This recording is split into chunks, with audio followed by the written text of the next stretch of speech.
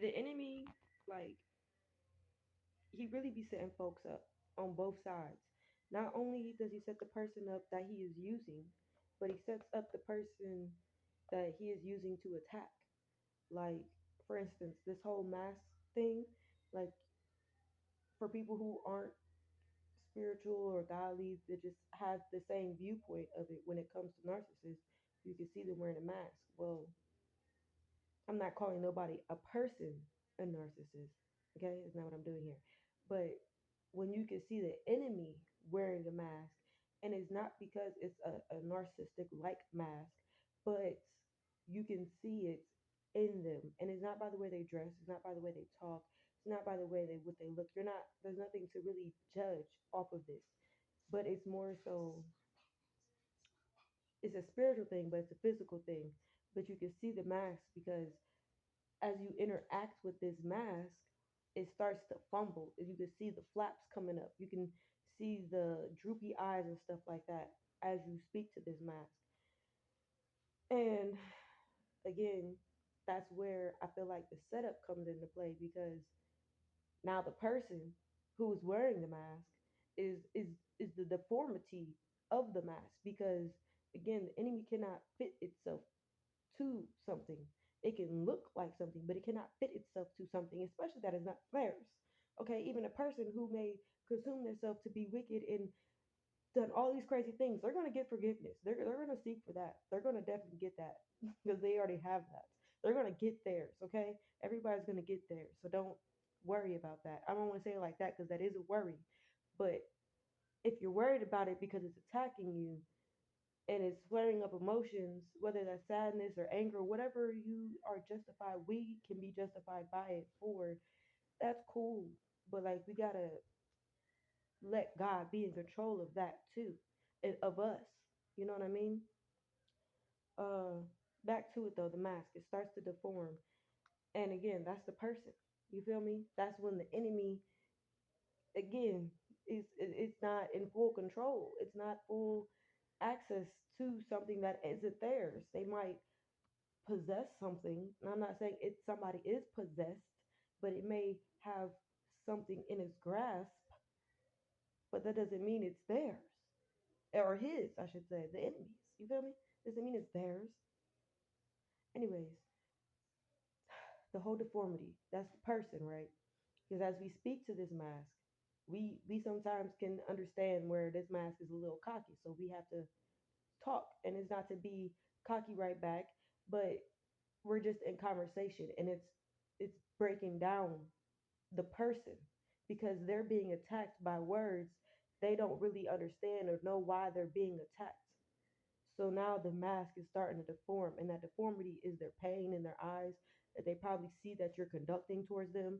The ripping off the mask of the ear is probably because we probably talking crazy to them, and we probably don't think we're talking crazy to them because we see what is righteous and we see what is wicked and we know what is right and we know what is wrong. We have all this knowledge to speak and conduct ourselves on a daily basis as we should, as we should. You feel me? As we should, Bible as you should. But when it comes to these situations, if we're a tree producing fruits and we're just throwing fruits at these people with masks on, and it's just like they're not eating them at all. They're just getting smacked with the mask on, and that's when we gotta stop throwing the fruit and be like, God, what fruit should I give them? These is your fruits, first of all.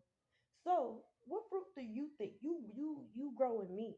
And I'm already in my own season, so I'm already producing certain fruit.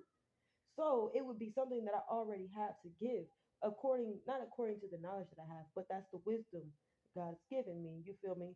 Especially with not to make it too difficult, but yes.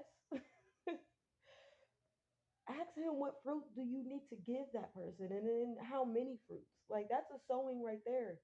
And it's not to sow into what is wicked, but to sow in to the seed that is already in them. I don't know. I think it's in Romans, I think somewhere in there. Okay?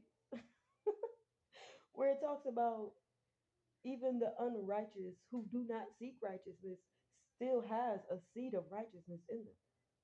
They just don't use it. They don't they don't hold it. Okay? They choose not to hold it. But they're not deaf. I'm sorry, not no buts. But yeah, there we go. There go the butt. Okay. I got a butt problem. No, but okay. I'm getting annoyed with myself. Okay. So if they're already refusing, okay, they're refusing to hold the seed already as it is, throwing at them ain't gonna make them want to pick it up even more. Okay? So the next time, even if they decide to still deny it and put it down, they put it down right there by their feet, so it's there. It's there. So if it start growing in front of their face, wouldn't you want that? Like, wouldn't you want to be power right in the kisser, like for them to see, like where they're wrong at, to see where they're right at, to see where they're loved at, to see, to hear, to feel. Like even if they didn't want it, it's still there. Boom. All right, you guys. I don't know. It was random. I was gonna make a video today about something different, but I was reading what I was gonna put. This all came out. I might still post it. I don't know, but yeah. You guys have a good one.